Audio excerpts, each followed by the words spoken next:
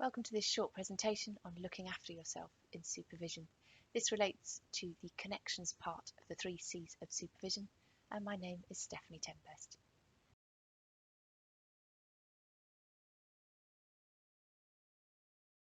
I'm going to explore in this presentation why looking after yourself in supervision is a good idea.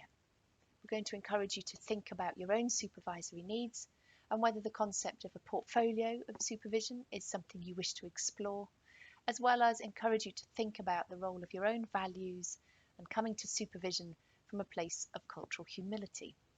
Then we have a summary of all of this and some practical resources to share. There are many reasons why looking after ourselves is a good idea. To be able to effectively handle the demands of our role and prevent burnout, and to be a healthy role model for other people. It's also about fostering personal growth and development and responding effectively, and hopefully leading to and promoting job satisfaction. We all need to support each other and serve each other as team members. So it's vital that as supervisors and supervisees, we seek our own support. And one way of doing this is through a portfolio of supervision, which we'll talk about next. So it's important to reflect on what your own needs are and how these might be met. And they might be met through having a supervisory team rather than relying on one person. And I know that is definitely the case for my own work, where I have had one-to-one supervision with a line manager, and then I've also worked with a coach, with peers, and many other people. So the 3 C's of effective supervision, connection, content, continuing development can help guide your supervisory relationships and help you think about what it is you need to get out of your own supervision.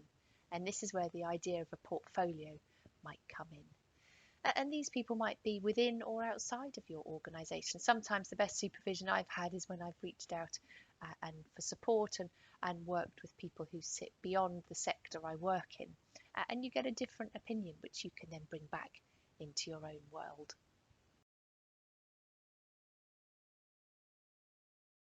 In our book, we've offered many different questions for people to reflect on, and here are a few that we encourage you to think about when you're identifying your own supervisory needs and thinking about the people and the team you may wish to wrap around yourself. One way of thinking about the people you want to put in your supervisory team, in your portfolio, is to think about your own values. Brené Brown identifies values as a way of being or believing that we hold most important. And we need to respect and appreciate that each of us will have very different values and different beliefs. So when you're thinking about your supervisory team, it might be that you want to think about your values and seek people who maybe have similar or whose values align with you.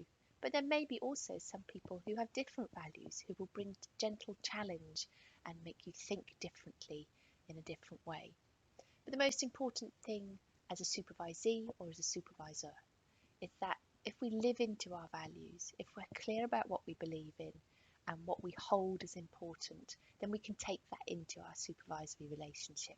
And it helps us take care of ourselves by being intentional, thinking about our words, our thoughts and our behaviours, and making sure that they align with those values and those beliefs.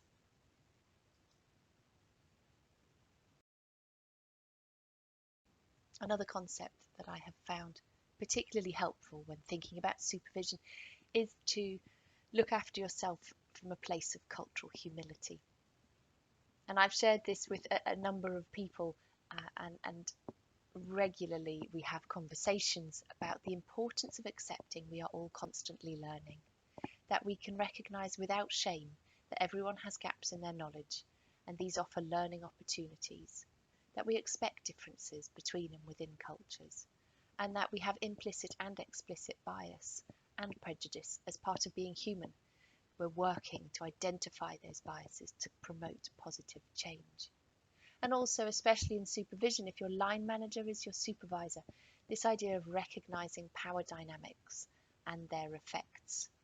And I think looking after yourself in supervision, whether you're a supervisor or a supervisee, If you understand your own values and you come to supervision from a place of cultural humility, both can be essential ingredients to help you look after yourself.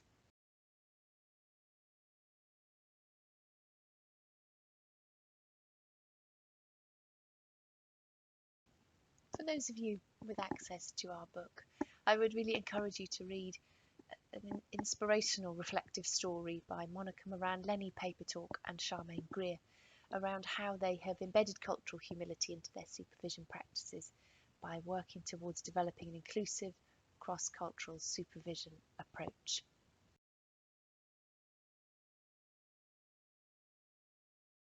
Pause a bit. There's a list of questions to share that I invite you to think about. In what ways am I actively seeking to understand and respect the backgrounds and experiences of the individuals I supervise? How do I address the power dynamics and cultural differences in the supervisory relationship? What challenges and experiences are there, and how do I support and advocate for the people that I supervise? Am I aware of my own limitations and areas where I need to continue to learn myself? And how do I foster an environment of cultural safety and an open dialogue in my supervision sessions, role modelling the concept of cultural humility we've just talked about in my own behaviours and interactions with others?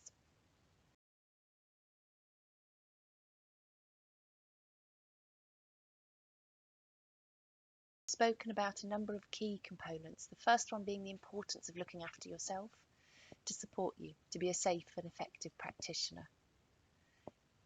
We've encouraged you to think about your own supervisory needs and consider meeting those learning and development needs through a portfolio of supervision, and taking time to understand your own values and how these can lead and support you at work, and reflecting on the concept of cultural humility.